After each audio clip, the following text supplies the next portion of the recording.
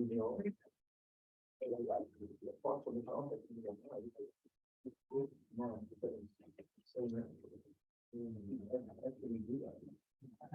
there were more people like that. I was admired. You can just, unfortunately, you don't just do it with practice. But we just say, oh, we're just talking and like, you're actually good at this. I don't know, I just find it so hard. We did go and start together. There was someone like, we did it, and like, maybe it's just saying, but you're, yeah, you're going to show. I think it's like before. I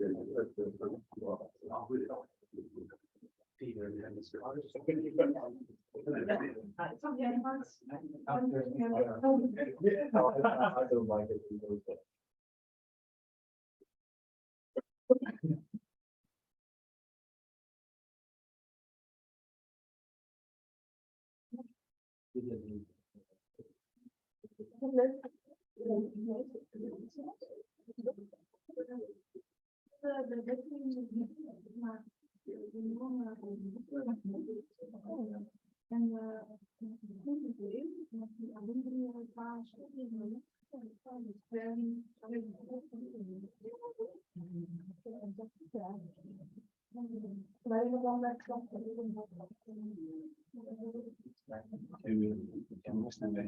Yes, thank you. Yes, nice to join.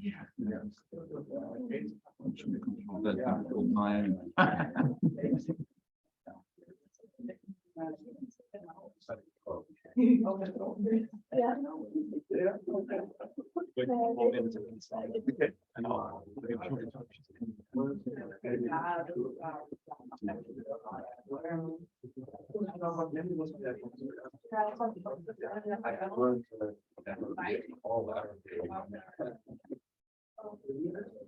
Well, he says, impossible to believe it. That's not a problem for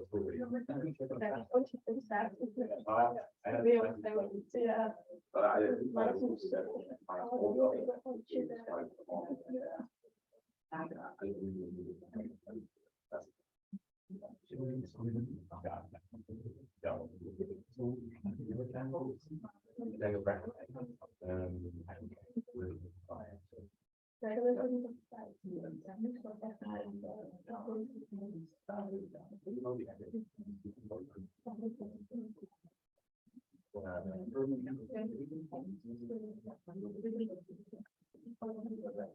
You haven't received this yet. I sent this to you. Yeah. I think Neil's received it as well. So they may have read it.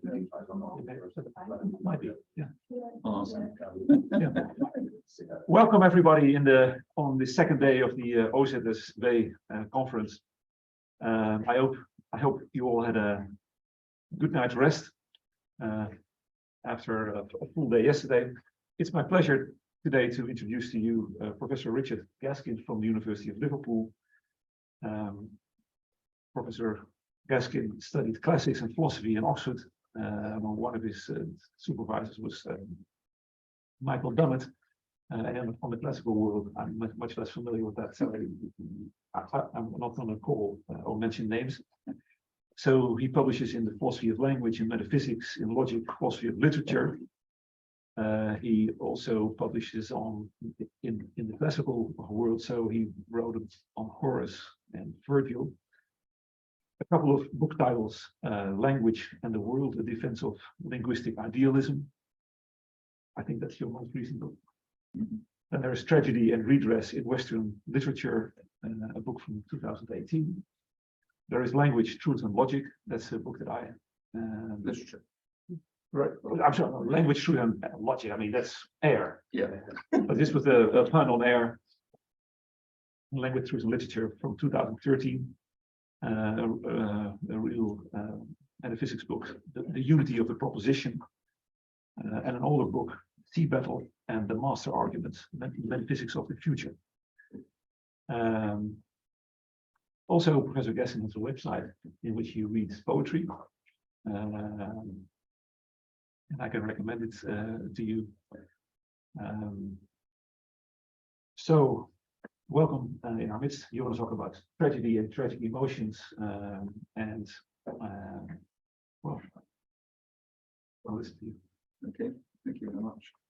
Well, thank you very much, Renee, and thank you very much for the invitation. It's a great pleasure to be here. Yes, I'm going to talk a bit about the paradox of tragedy, but also disjunctivism. I just might be worth asking, I think you were all sent this, basically it's a copy of the talk. Can I just ask how many people have read it, so that I know what quite a few of you have. So, so to give me an idea of what sort of, you know, if I can presuppose it, then we could maybe have a slightly shorter talk and a longer question and answer session. But maybe I'll shorten it a bit, so let's try and lengthen the Q&A session. But I'll go through the basic points just to remind those of you who've read it and inform those of you who haven't read it what the issue is. I chose this topic really because I thought that it might be quite useful at a conference which is aimed at research students, to give you an example of some work in progress which sort of happened accidentally to me, as you know, many ideas do come to you accidentally. I was working simultaneously on two what I thought were quite different areas, namely the topic of disjunctivism, which is a topic in the philosophy of perception, epistemology, on the one hand, and on the other hand, I was working on the paradox of tragedy, the problem how tragic literature, how tragic drama can give pleasure when it seems to deal with events that are painful. And it suddenly occurred to me, or gradually occurred to me, whatever, that these two topics could be put together quite fruitfully, and that one could in fact offer a disjunctivist solution to the paradox of tragedy. And the more I thought about it, the more I thought it was quite a good solution. So that's what I want to run past you. And the two-page document that I sent you, that's pretty much as far as I've got at the moment. I haven't got much further than this. So it gives you a sense of work in progress, I hope, and of me trying to fit together two topics, one from epistemology, one from the philosophy of literature, which it seems to me, you know, have useful synergies. One can put them together quite helpfully. Okay, so let me just start by summarizing and reminding you, and I'm sure in many cases, what the doctrine of disjunctivism is in the philosophy of perception and what its point is. So it's a response to a traditional picture in epistemology and in the philosophy of mind, according to which in perception, the subject is, in the first instance, confronted with some kind of image. So you're confronted with what the empiricists in the empiricist tradition would have thought of as a mental picture of some sort, which is in many respects a literal picture to them. So you might have a mental picture of a cat sitting on a mat, for example. And let me just draw that up. So the subject on this traditional picture is confronted with a mental image of some sort on what's sometimes called the veil of perception, it's the veil here. And the image is essentially caused in one of two ways. Either if it's an image of a cat on a mat, then either it's caused by a real cat on a mat in the world. Okay, so this is the world out here. Or it isn't. It's caused by, at any rate, I mean, it will have probably external causes. They have and internal causes as well. But at any rate, it's not caused by, in an appropriate way, by an object in the world. So we think of this case as where there's no cat on the mat as being illusory or hallucinatory. And just for simplicity, I'll stick to the case of hallucination. So we're to suppose that the subject is confronted with this mental image, which is either caused by a real object in the world, which in some way resembles that mental image, corresponds to it, or there's nothing there and it's a hallucination.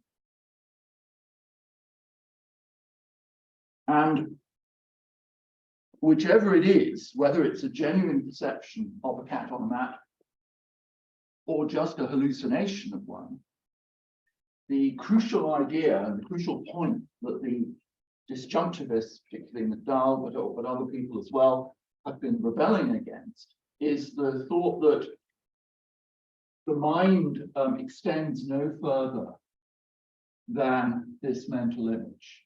So whether it's a genuine perception of a cat or a hallucination, the mental configuration in either case is exactly the same, namely subject confronting mental image. The further causation of that mental image is another matter, and it's got nothing to do with what's in your mind. So on this view, mind is, as people have said, literally in the head. It's located in the head. It doesn't reach out and embrace the world, even in the best case scenario, where everything works. And the disjunctivist wants to invert that aspect of the picture and say, well, no,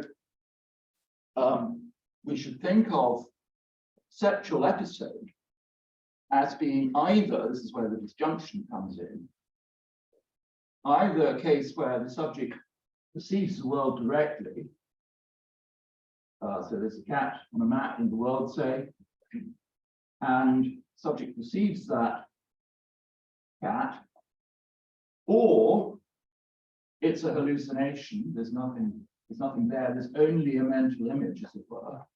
The subject gets no further than that. It's either of these, either that case or that case. If you can see that, maybe it's too low down.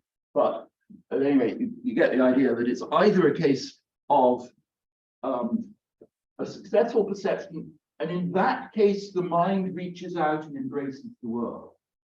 So that in the case of a successful perception, where everything works, the mind contains the world, so it's not located in the head. There's one nice passage where McDowell says something like, we shouldn't really ask about the location of mind at all, but if we do, then the only sensible answer to give is something like, it's located where our lives are located. Something along those lines. So that in the successful case of perception, there's no gap between mind and world. This is the purpose of the disjunctivist move, to secure the result that no gap opens up between mind and world. The world is in your mind, so you're in immediate contact with it. And all the traditional worries, or not quite all of them, but many of the traditional worries that arise on the empiricistic approach don't arise. Those the fear, the anxiety that we are cut off from the world, which is a legacy of the Cartesian tradition, really. That fear is abrogated, at least if you're on the good disjunct. There, you really do possess the world. You literally possess it. It's part of you, part of your mind. You might, of course, be on the bad disjunct, in which case you've merely got this subjective image of a cat on a mat. There isn't anything in the world beyond it, at least not of the right sort. So there you are, if you like, trapped inside your mind, and it doesn't reach out and embrace the world. At least not in the right respect. And I don't think I make this point particularly in this handout that I sent you, but in the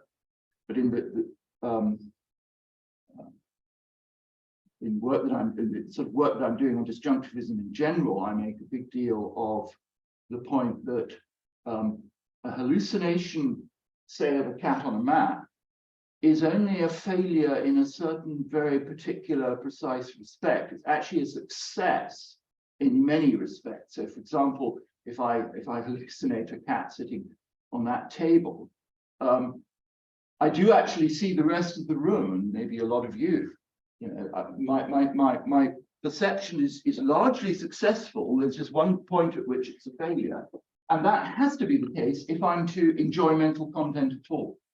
So there are actually, even in the case of a hallucination, a failed perception, there are standards to be met, and not anything goes. Not anyone counts as having a hallucination.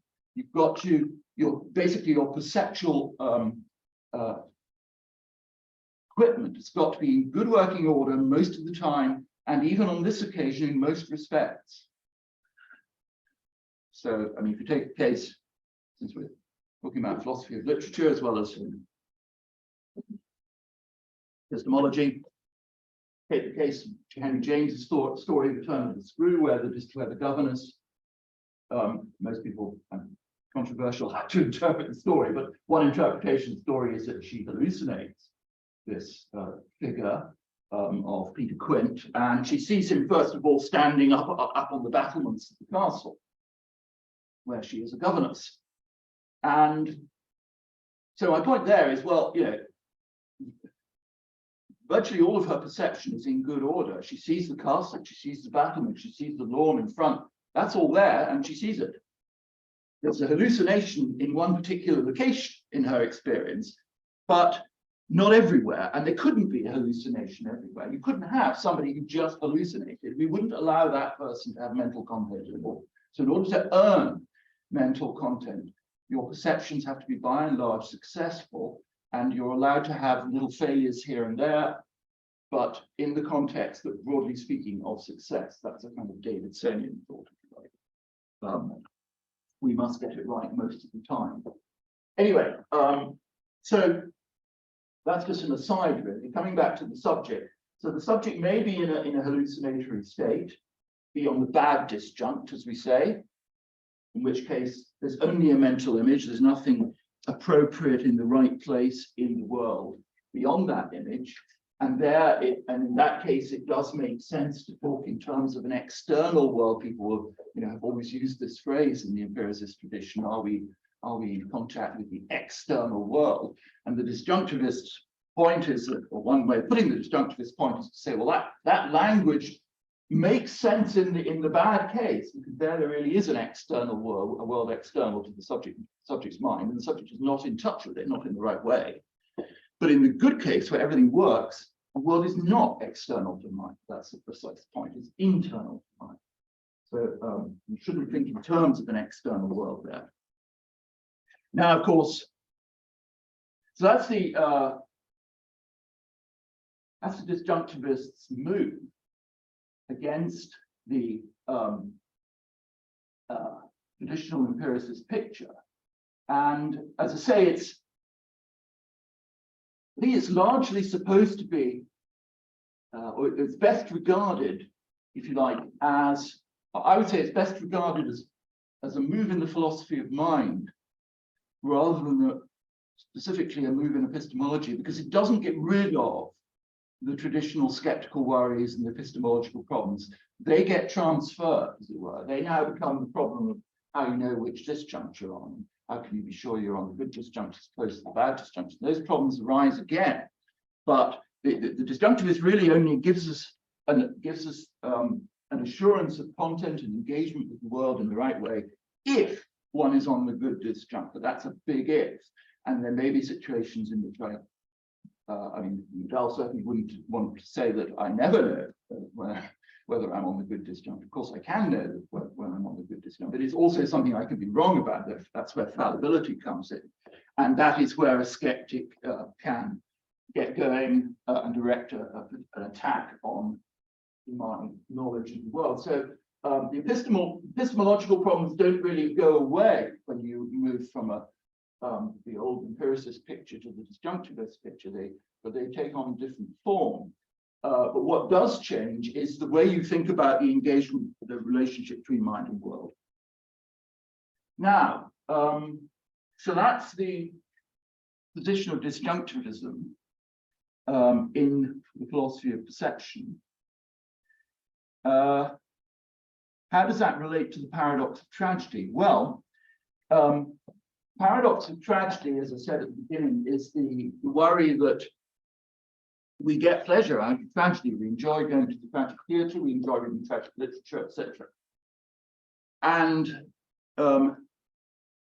we feel pleasure, but this pleasure is induced by sometimes really quite appalling scenes that are enacted before our eyes. So, Hume opens his essay on tragedy by saying that we really can't explain, or at least the problem is how to explain this pleasure that spectators get from a well-written tragedy, he says. Even though they're receiving sorrow, terror, anxiety, other passions that are in themselves disagreeable and uneasy. And the more they're troubled and affected, the more they're delighted with the spectacle. So, the more awful the tragedy is, the more you enjoy it, as it were. Whereas in real life, that wouldn't be the case. So we take a particular example, the one I gave in the handout is the example of one of the most gruesome scenes. You might as well hit the bottom line straight away and go for the most appalling scene in Shakespeare, which is generally considered to be the blinding of Gloucester, which actually takes place on stage, and that's quite unusual. There are scenes of violence, of course, on stage in classical tragedy, but the general rule is that they're avoided and reported. They happen off stage and they get reported by a messenger on stage. So Oedipus's blinding, for example, doesn't take place on stage. But Gloucester's blinding does, and depending on who's directing it and what they want to achieve, it can be portrayed in a pretty gruesome way. Now, if you saw that in real life, if you were forced to sit and watch that, it would be an absolutely terrible experience. It would, in some ways, it would deeply affect you for the rest of your life, and not in a good way, as people say. It would be an awful experience. But yet, if you watch it on stage, even though it's really quite graphic, it can be quite graphically and realistically performed, it should be, if it's well acted and well directed and so on, it should be an enjoyable experience, an aesthetic experience. So there seems to be this gap between fiction and reality, that we tolerate and get pleasure out of things in fiction that we wouldn't tolerate and get pleasure out of in reality. Aristotle, of course, analyzed the tragic emotions as being pity and fear, right? Pity and fear from the tragic spectacle. And he thought that both pity and fear were unpleasant emotions.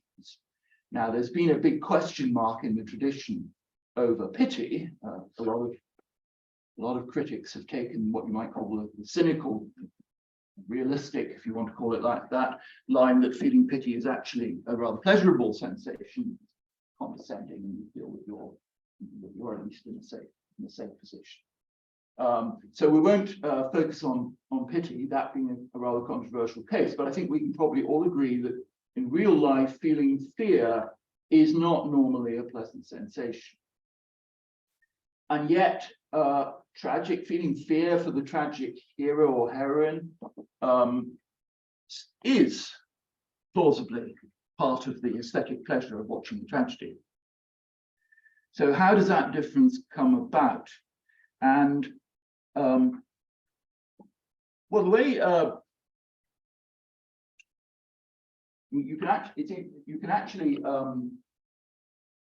trace, lots of solutions have been offered to this paradox and still are being offered, and some of them fall quite nicely into this pattern that we've observed in the case of traditional theories of perception, so that the traditional empiricist picture of the mind is only reaching so far as this image, and then everything else is external to it, whether or not the perception is successful. That has a quite interesting analogy, I think, in the case of the solution to the paradox that was offered by Susan Fagan, for example, in her paper on this, because she, her idea is that in the case of tragic fear or tragic emotions, general feelings, emotions that you feel in tragic theatre generally, her idea is that they are initially, in some sense, the real thing. So you really do feel fear, pity, and so on.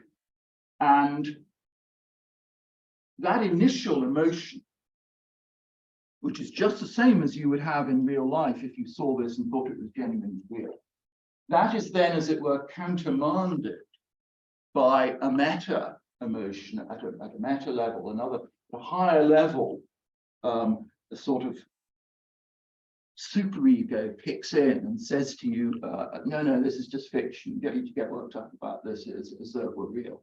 So it's just fiction. You don't need to get up on stage and help whoever's in danger. This is not a real situation. But, and this is part of this is her interpretation of where the pleasure comes from, it's good that you felt that compassionate emotion. That means that your moral equipment is in good working order. You are a moral person. You are a humane person. You're feeling the right emotions. So that gives rise to a feeling of pleasure. And so in other words, she sort of she articulates tragic pleasure into these two stages. And when one presents stages, one is forced to do it temporarily, as I just did, in saying, well, first you have stage one, and then along comes stage two. But really, it doesn't have to be a temporal, for her view to, I can't remember whether she presents it as an essentially temporal view. It doesn't have to be a temporal view. It can be a question of logical priority rather than temporal priority. So in other words, the later stages logically depend on the initial stage.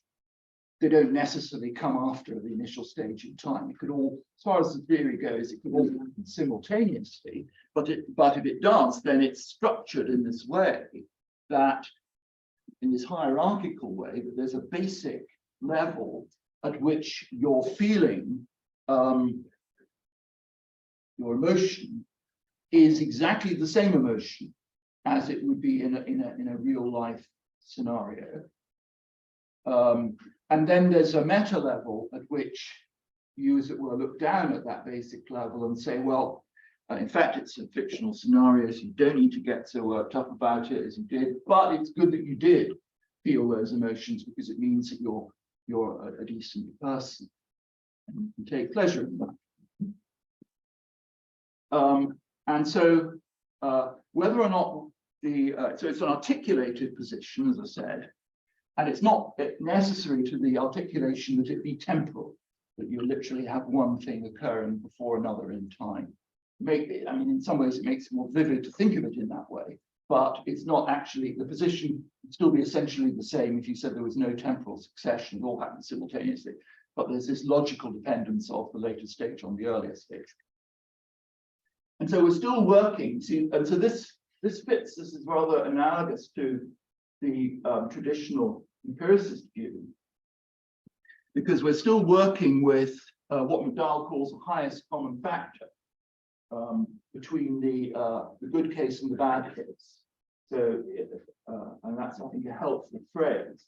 So in the traditional perceptual picture, the mental image that you have is a highest common factor. It's common to both the good case where you really do see the cat on the mat and the bad case where you hallucinate it. Those two cases both share this mental image. As I said at the beginning, they share the same, that you are in the same mental configuration for each of them according to this older position. Whereas the disjunctivist is rejecting that highest common factor conception and saying, no, it makes all the difference to the configuration of your mind, whether this is a genuine deception or not. You really are seeing the cat in the world, then the cat is in your mind. That's your mental state. Whereas if you're hallucinating and there's no cat in your mind, that's a huge difference between the two mental states. So there's no highest common factor.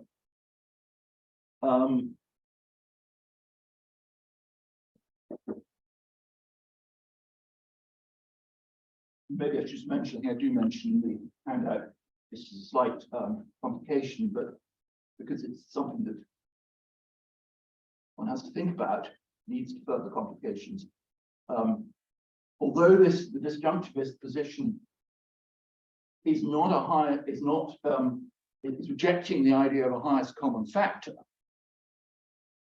it's not, or it shouldn't be, rejecting the idea that you can abstract commonalities from the two positions. In other words, you can say, well, you could, in a way, the disjunctivist position can be made to look quite like this position in the sense of saying, well, in the successful case, it's not the case that the cat is in your mind barely, as it were. It's in your mind in some way, in some visual way. So you can talk about, if you like, mental images in that case as well. You can say, well, I have a mental image of a cat in the good case as well as in the bad case. So you can describe the good case and the bad case in such a way as to make it look as though they share this highest common factor. But the point is the logical one, that that's an abstraction from the basic reality rather than your metaphysical starting point. The traditional empiricist position is that you start from this highest common factor, and that's what's in your mind. Full stop. And then it's a further question whether there's anything out there in the world. But that doesn't affect what's in your mind. Whereas the disjunctivist position is you start either from the case in which the cat really is in your mind, you are seeing it, or it isn't. And then you can, from there, and you're in one of these two positions, and from there you can abstract a commonality, namely, you can say, well, whichever of those two positions you're in, good or bad, you've got a mental image of a cat. Okay, so that's true. But it's not the case that the mental image of a cat is a sort of starting point and is the thing which is in your mind and the only thing that is in your mind, even in the good case. So that's a sort of slight complication. Now, anyway, the point as far as the paradox of tragedy goes is that the Fagin view has this structure of a highest common factor, namely a feeling of real fear, for example, which is just the same. There's a base level at which there's a feeling of fear, say, or some other emotion, which is just the same emotion as you would feel in a real situation. And then in the fictional, and then in the real situation, that's it, as it were. You described the scenario completely. But in the fictional scenario, it's more complicated, because then on top of that feeling of real fear, other things pile in, namely, certain cognitive processes. You tell yourself, you know this is actually fiction, not real, so you, as it were, tell yourself, no, this is not a real situation. And then you derive pleasure from the aesthetic aspects of it, and in Fagin's view, you derive pleasure from moral self-satisfaction. So the highest common factor of the fictional case in the case of tragedy, the fictional case is the case which is articulated rather than simple, whereas in the perception cases, in a sense, the other way around. That the simple and basic case is the case where the subject sees the world, and the world is literally in the subject's mind, and that's more or less all there is to say. So that doesn't seem to be terribly articulate. It's quite a simple state of affairs. Okay. Well, now, the Fagin view seems to me implausible. They're not, of course, for exactly the same reasons as the traditional empiricist picture of perception, although for reasons which I think are interestingly related to those. It seems to me implausible because for two reasons. One is I don't think that your emotions, your thoughts, and your aesthetic pleasure when you're in the tragic theatre are quite so self-regarding as she makes out. I think your your perceptions and your emotions are directed outwards to what's happening on stage or what you're reading, rather than inwards to examining your own reactions. I don't think you're sort of monitoring your own reactions as you go along and taking pleasure from them. So it seems to me there's a phenomenological point there that Kant delivers the wrong phenomenology of pleasure. And I think I mentioned in the handout this very nice quote from Hume in a letter to Adam Smith, where he essentially considers this view and says, well, look, if the pleasure that you get in the tragic theatre were a matter of feeling self-satisfaction at your own feelings of compassion, then it would be more fun visiting a hospital than going to a ball. The hospital would be one of the most enjoyable places to be. And that's right. That's a good criticism. Now,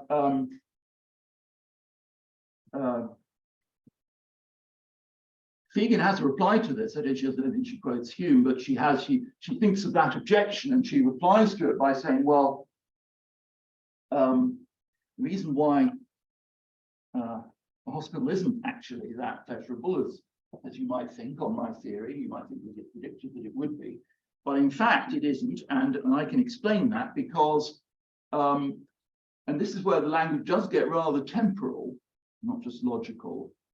She says, quote here, that, the meta response, this is a quote from her, the meta response of pleasure to the sympathy we feel for other people is appropriate to art, but not in life, because in the former, in art, there's no real suffering to continue to weigh on our feelings. In the latter case, real life, real suffering easily commands our attention, so that any desirability of sympathy is of minuscule importance in comparison with the perniciousness of the conditions which gave rise to it. So that, and what she's saying there is something like, it's as it were fine for you in the tragic theatre to, as it were, sit up above yourself and look down and watch your emotions, say, gosh, I'm a really moral person. That's okay in the tragic theatre because it's only art, it's only play. But in real life, it's not appropriate to take that kind of self-satisfied attitude. We regard that as sort of moral smugness in the real case. Your own feelings are not important in the real case in comparison to the suffering, say, that somebody is really undergoing. So you shouldn't be sitting thinking about yourself and what a nice person you are. You should be fully focused on the suffering in front of you. But as it were, in the theatrical case where there isn't any real suffering in front of you, it's then permissible for you to, as it were, step back and look at your own emotions and say, well, they're in good working order. I'm a moral person.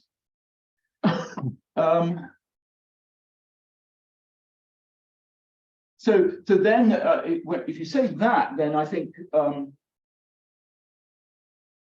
that's what she does say, that is where a disjunctivist criticism can bite and say, well, you're working there with the highest common factor conception of tragic emotion. You're saying, well, there's a base level, and as I say, Susan Fagan does really cast it in temporal terms, at which you initially feel real fear, and then, or real pity, whatever it is, and then there's a further level, a meta level, which kicks in and, as it were, offers some correction of your initial feelings. It says, redirects them, as it were, and says, well, this is only a fictional situation, don't forget that, but jolly good that you felt the emotions that you did. Pat on the back for that. And as I said, she does rather present it in purely temporal terms, even though I don't think that's essential to the position, because in the bit that I quoted, you notice that she used the verb continue. In the real case, in the fictional case, there's no real suffering to continue to weigh on our feelings. So, whereas there is in the real case. So she's talking there as though you really do feel, for us, at least for a split second, fear, real fear, for the tragic hero on stage. but then this voice, this superego comes in and countermands that and says, no, it's only fiction. So it's a bit like, you know, there are these traditional jokes that people tell, and I'm afraid some of them are real, you know, some of them are true, in which people forget that they're in the theatre and jump up on stage to interfere. So there was a famous scene in Suetonius tells us one of Nero's bodyguards. Nero was a great theatrical, right? He loved acting, but he was a horrible tyrant as well. So he was always in constant fear for his life, and he was surrounded by this bodyguard. And in one play, he was acting somebody, I forget who was being threatened by another character on stage. And one of his bodyguards leapt up onto the stage to defend him, thinking he was really in danger. Right, so got confused between art and life. It's that other famous story, which may be apocryphal, but I fear it may also be true, of a production of Othello touring the Canadian outback. So, you know, audience was a bunch of roughneck farmers, and at one point, one of these farmers got up and shot Iago. Well, of course, and of course, that was the same confusion. You can't shoot Iago, not from the pit, not from the, and somebody on stage with a toy pistol could shoot Iago. But Iago is a stage character. So from the audience, the most you can do is shoot the actor who's playing Iago. And that's, of course, what he did. So there, you know, there are these cases where people do confuse the boundaries between stage and reality. But a sophisticated audience doesn't do that. Right? In a sophisticated audience, you don't feel any temptation to leap up out of your seat and help Gloucester, stop him being blinded. Not even for a split second. So Fagin's picture is that you know, your muscles initially are sort of dispose you to get up and jump up on stage and help. But then before you can move your body, this superego voice comes in and says, no, it's okay, it's only fiction, don't stay seated. And that's just not a realistic portrayal, I think, of the emotions we feel in the theatre. We're not fooled a sophisticated audience isn't fooled even for a split second, or there isn't even a logically basic level, as it were, at which you're fooled and feel real fear. You know that it's fiction through and through from the moment you enter the theatre. There isn't any sense in which there isn't any level, I think, at which you are responding genuinely to real events. And then that response has to be cancelled by a voice telling you that it's only fiction. So, you know, this is a point against Coleridge. You know, Coleridge's famous phrase, the willing suspension of disbelief. When you engage in art, he says, you willingly suspend your disbelief. Well, no, nonsense, you don't. Not for a split second do you suspend your disbelief. I don't stop believing that this is fiction. I don't in any way start thinking this is real when I'm in the theatre. So there's no suspension of disbelief. I'm perfectly aware of the fictionality of the context, from beginning to end. Okay, so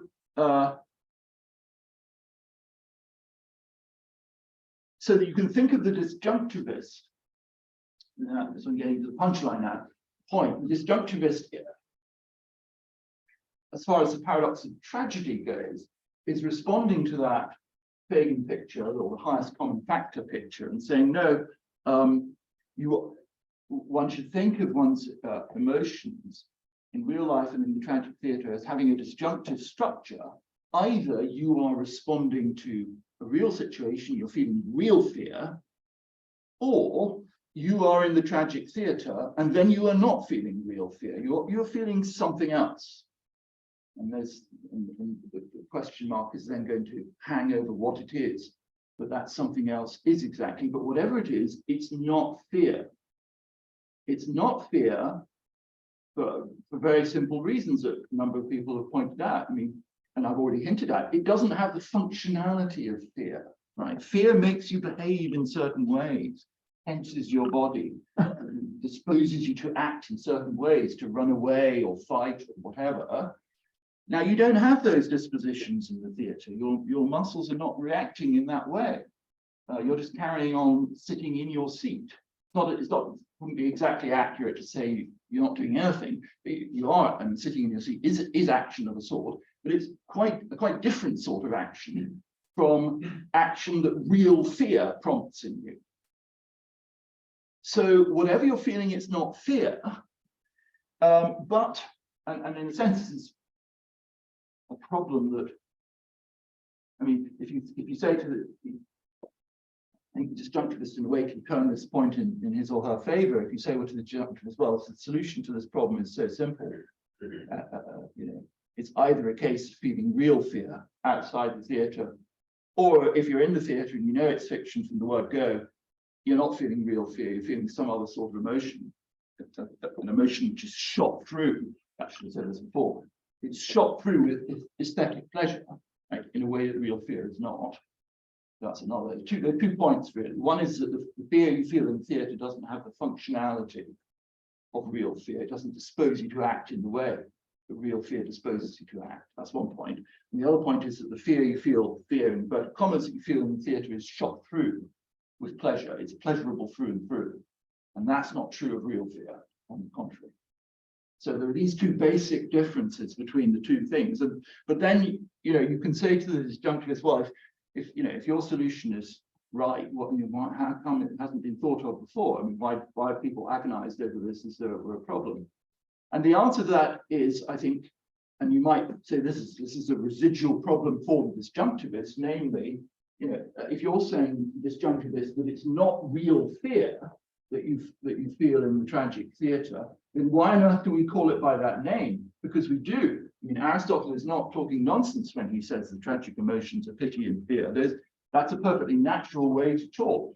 When we do talk in that way, we use terms of our, when we're describing our responses to fiction, we use the same words as we use when we're talking about our responses to real life: fear, pity, compassion, etc. Now, why on earth do we do that if it really is a distinct emotion? And what the disjunctivist has to say at this point is, well, it is a distinct emotion, but it is in some respects like real fear. And this is again a place where there's a real parallel between the perceptual case and the fictional case, because that's exactly what certain disjunctivists say about the perceptual case, that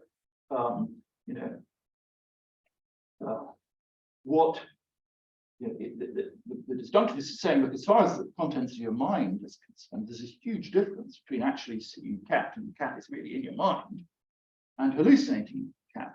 Your mind, as it were, stops there, and there's nothing in the world.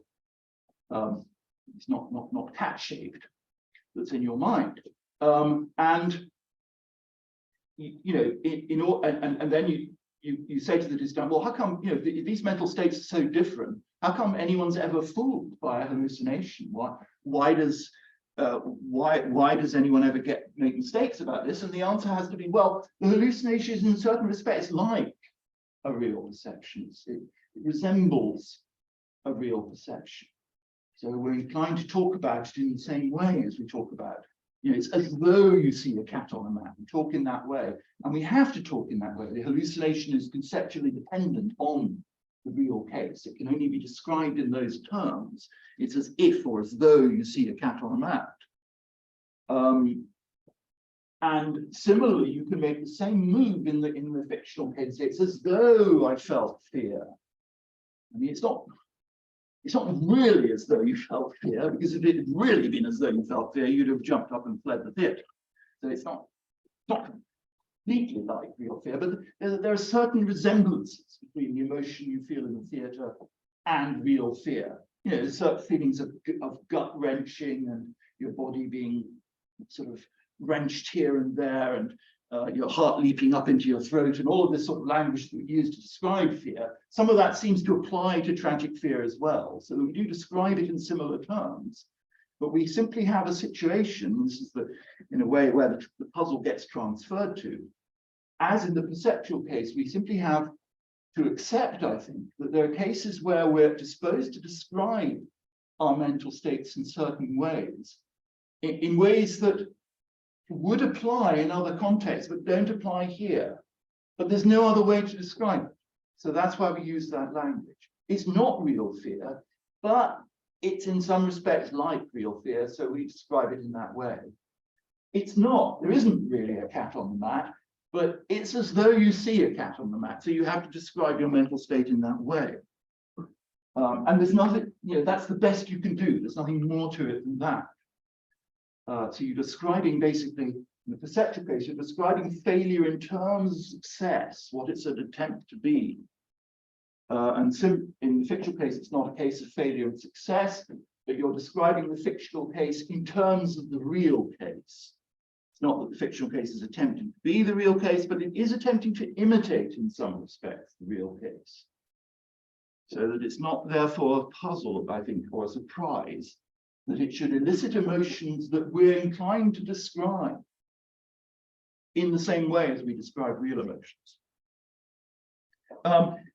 And the point, let me just finish on that point I think I finished with in the handout, is to say, well, another analogy, a final point of analogy between the perceptual case and the fictional case, is this idea that the opponent, this disjunctivist opponent, is splitting the mind, wrongly splitting the mind. So that in the perceptual case, you're shearing off in the world. If we take a successful case where the disjunctivist says the cat is really in your mind, you really see it, it's in your mind. The traditional empiricist comes along and sort of shears off the cat and says, oh no, your mind only extends that far to a mental image, which is essentially in your head. And the cat is beyond that, it's not in your mind. So the empiricist is splitting your mind. And something similar to that is going on in the fictional case, the disjunctivist will say, because what the highest common factor conception says is that in the real case and in the fictional case, you feel the same emotion initially, same emotion of fear. It's common to both cases initially. That's the highest common factor. And that is to split the mind from itself in the real case, because in the real case, that feeling of fear is intimately connected with your disposition to behave in certain ways. Wittgensteinian point, I finished with in the handout. Feeling fear is a matter of being disposed to act in certain ways. It's not a sort of bit of phenomenology with a bit of behavior tacked on externally, which you can, as it were, take or leave, which is the way the highest common factor conception conceives. To feel fear is to be disposed, unless you're prevented to act in certain ways. And so the disjunctivist will say to the highest common factor conception, I think, look, you're in the real case, it's a real case that you're getting wrong, as it were, particularly wrong. You're splitting the mind. You're supposing that somebody can be sitting in the theatre and for a split second or however long, or at a logically basic level, can feel real fear, but not have the behavioral dispositions that go along with real fear. And that doesn't make sense, because real fear is having those behavioral dispositions. So if you don't have them, you're not feeling real fear. And you shouldn't split the mind in that way, as the disjunctivist opponent is doing.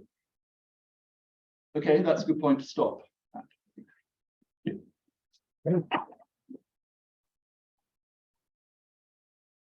Well, thanks much for a very engaging talk. There's now opportunity for questions. I see a hand over there. All right, let's on the back row. Yeah. First, thank you so much for the talk. It was really interesting. I completely agree that the empirical view is outdated. Mm-hmm. But in the second view, I didn't completely get what is the line separation between the reality and non-reality. So just as clarification, do you need to have a meta representation to draw the line and to have the second line and the non-real perception and hallucination, or you don't need a meta representation for it? Oh, in the perceptual case, yeah. No. So in the fictional case, on Fagin's own particular version, right, this is not essential to the highest common factor conception, but on her particular version of the highest common factor conception, yes, there's a meta level. You first of all feel fear, and then there's a meta level at which you feel emotions directed to the first level fear, emotions of satisfaction. And you're saying, is there any analogy to that in the pure perceptual case? No, I'm just asking to the second case. The fictional case, yeah. Yeah, to the disjunctivist. Yeah. Is there always a need to have a mental consultation? In the fiction, just in the fictional Yeah. case we're talking about. Right, no. No, I mean, that's the reason why she brings the meta level in is to account for tragic pleasure. Why do we feel pleasure? Well, she says, I can explain that. It's because of this meta level that we look down on the first level and feel self-satisfaction. So that's, but if you weren't trying to explain that, you know, maybe you don't think, I mean, yeah, some people have disputed, you know, you could dispute, people have disputed the basic premise of the whole problem that we do feel pleasure. Some people think it is just painful. Then you wouldn't have that meta level coming in. I guess, at least not in the sense in which you use it to explain pleasure. I suppose, yeah, you would have to use it to explain why you don't behave in the corresponding way, why you just stay seated in the auditorium and don't get up and intervene on stage. You would need some kind of meta level there to kick in and sort of review your first order dispositions and tell you that your first order dispositions are not appropriate to this situation. It's not actually real. But you wouldn't need to have the feeling of pleasure. That's a sort of extra which she's brought in order to try and solve the paradox of tragedy, to explain tragic pleasure. Is that? Yes, but as a follow-up. Yeah. So we need a meta level, as you said in your example of the like fiction. Yeah. How does that translate to the example of the cat? We also need a meta level for Right. hallucinating a cat. Yeah, well, that's what I thought you were asking. That's why I was about to Yeah. put my initial response. That's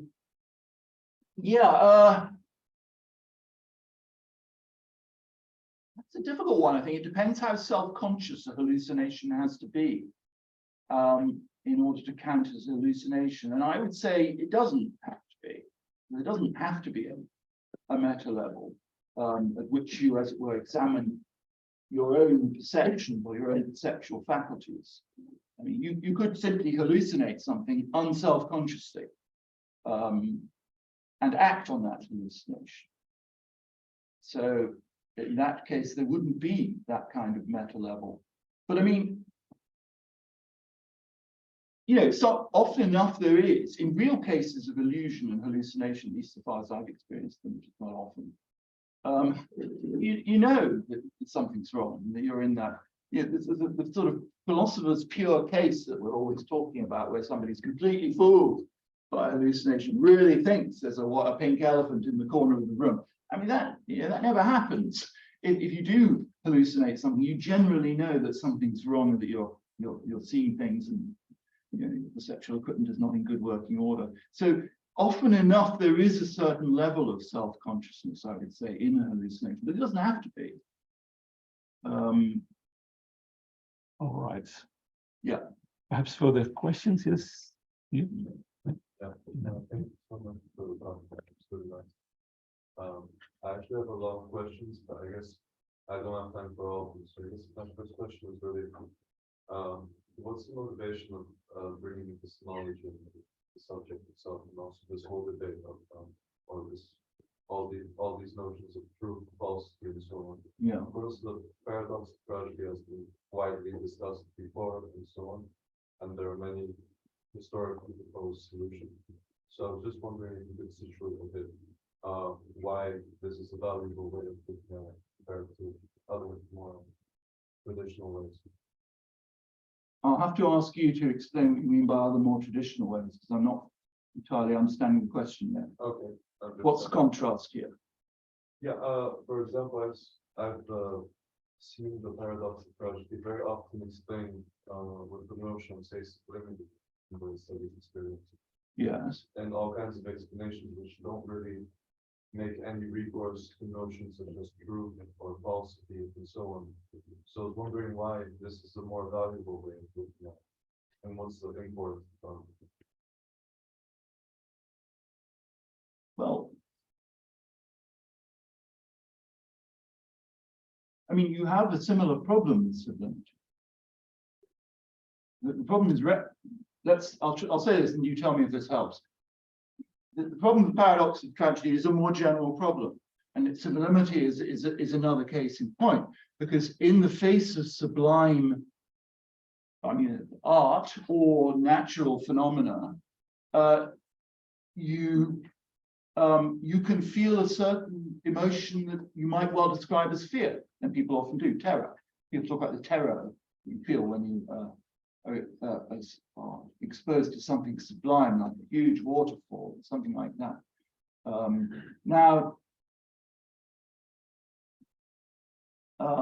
And I mean, there are different cases here. Sometimes you do feel real terror, right?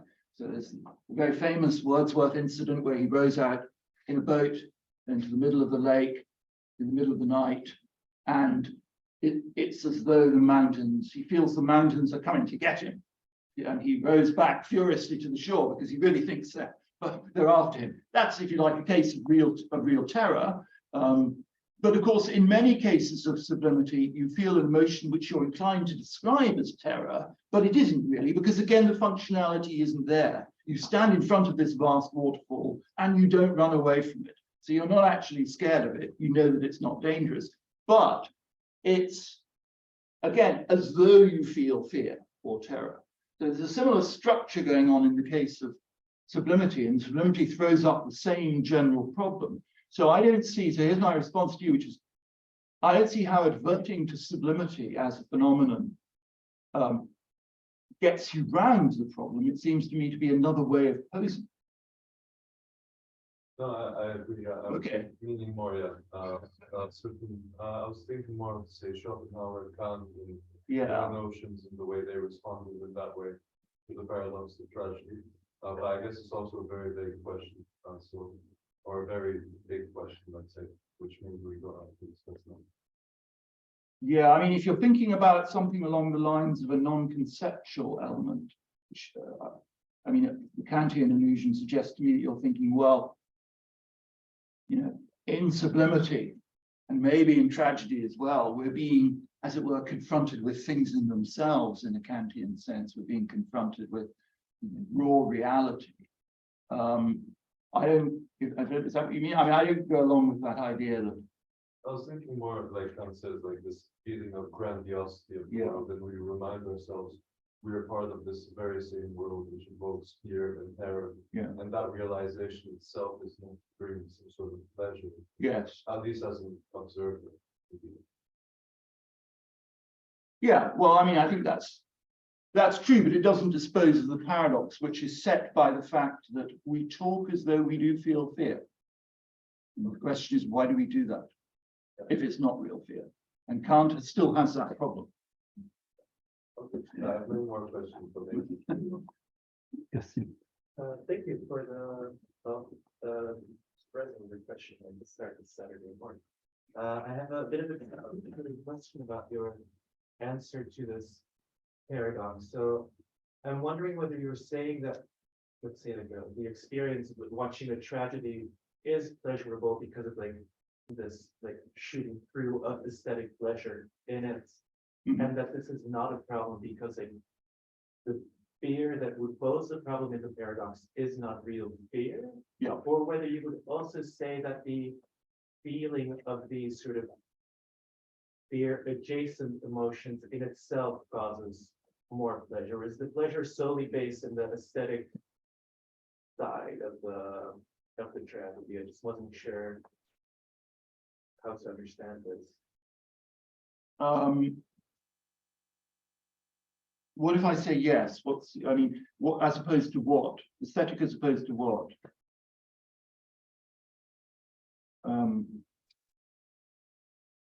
I guess is the, yeah, See, what I'm saying is that the emotion you feel in theatre, which we call fear, is completely an aesthetic emotion.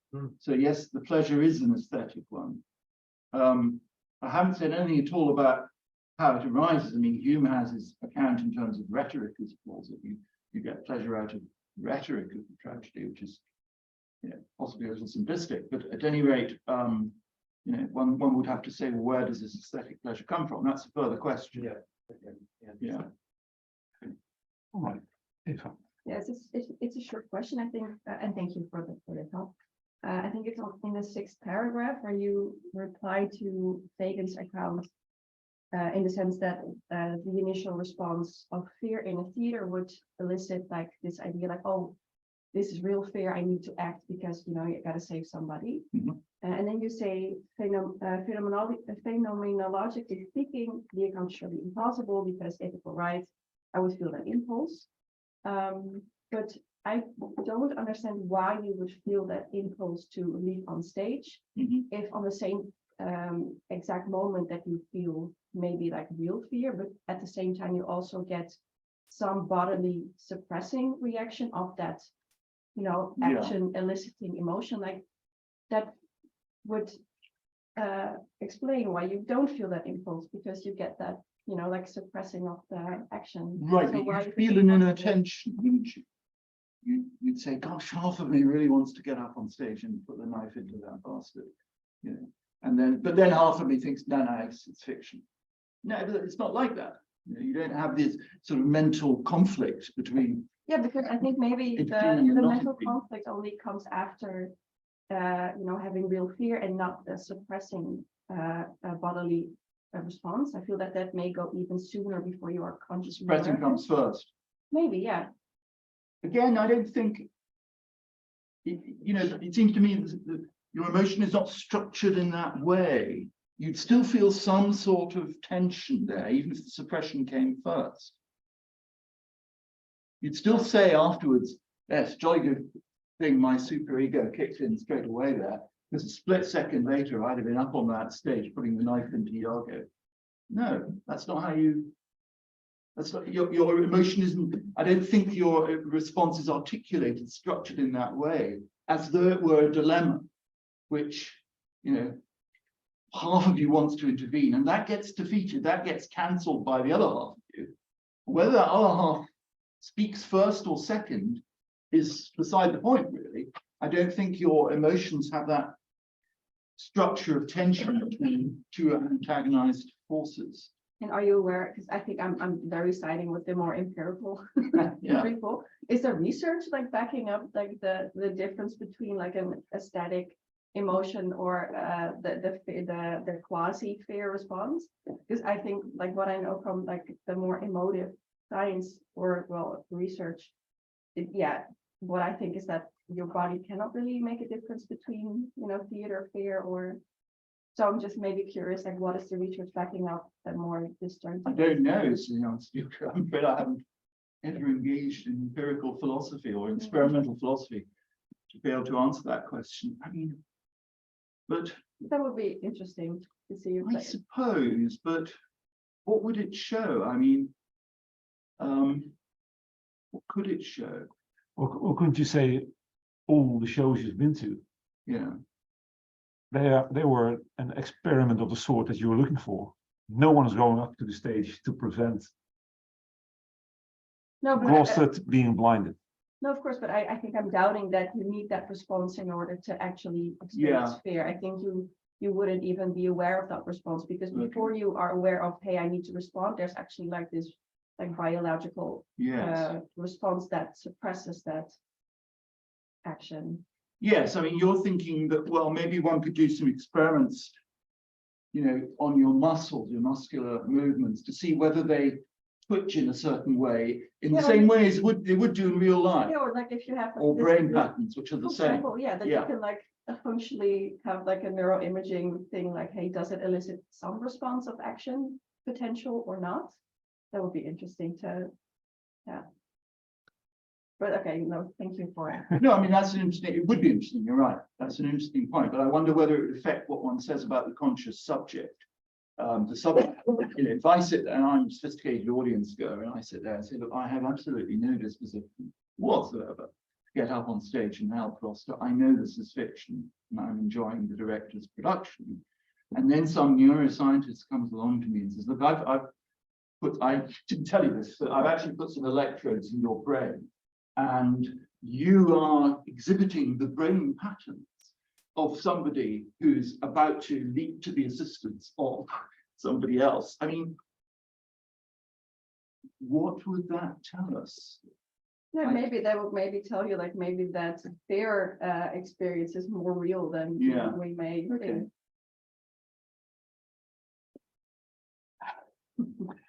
Are there other questions? Yes. Yeah, thanks for the talk. And I was wondering what the epistemological disjunctivist would say to arguments. One would be affecting on the only the part of the disjunction of successful perception, where couldn't we say that, following the example of the cat, for example, that your subject, your perceptive limitations and mine, so the not in terms of a universal subject, but of individuals. If there, of course, agree that there's a cat sitting in this chair that might be fair in the tones of the conversation as what certain is. That so what I'm wondering is if this expansion that says that the object in the world is within the mind.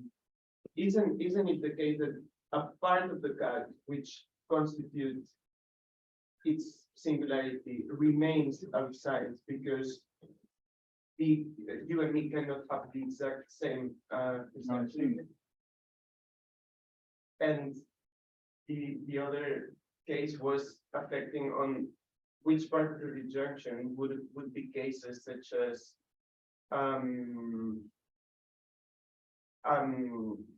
for example, how we access objects in the world that we cannot access without instruments. For example, when we use a microscope or a telescope or things like this, is the image, the blue marble, for example, of the Earth, the image from space, is that closer to fiction, to the part of hallucination, in the sense that we have to rely upon an image of the that?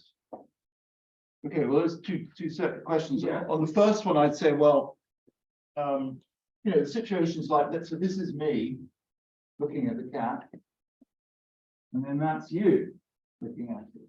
Your mind reaches out and embraces the cat as well. Right, so there's this large area of overlap. We're both embracing the same world. But of course, we're doing so in different ways, from different perspectives.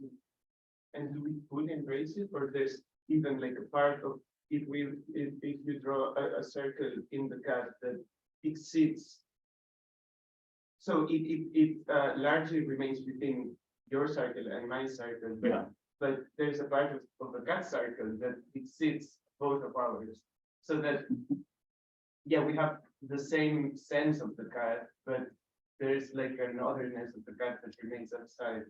So this would be like a mix of thinking of a cat that is both inside our mind, but also partly in an external world that remains like unapprehensible. You don't mean a physical bit of the cat, do you? That somehow escapes our minds, like its tail, as it were. You're not saying, oh, its tail isn't outside both circles. You don't mean or its inner organs. You're not saying, you're not making a. All right. What about the cat escapes our mind? Yeah, I'm not sure. On the second question, what was the second question? Us relying images. Oh yeah, well that's a difficult question. I mean, you know, to some extent, you know, our perceptual systems are causally complex, they're causally mediated. So viewing something through binoculars, I'm a bird watcher, so I'm often looking at birds through binoculars. I would say in a simple case like that, I'm seeing the bird. The causal mechanism is just slightly more complicated than in ordinary vision, but it's just adding a little tweak. You know, it's just adding a little causal loop as the light rays go through the lenses of the binocular. I'm still looking at the bird directly. But of course, there are more complicated cases like looking at stars, for example, where we want to say, no, we're looking at an image, which is being caused by star. We may not be looking, we might want to say we're not looking directly at it. So if the causal process is sufficiently complicated, then we may be inclined to say this is not direct perception. Then there may be intermediate cases where it's simply not clear. If you see somebody on television, are you looking, are you actually seeing that person just via the camera, or are you maybe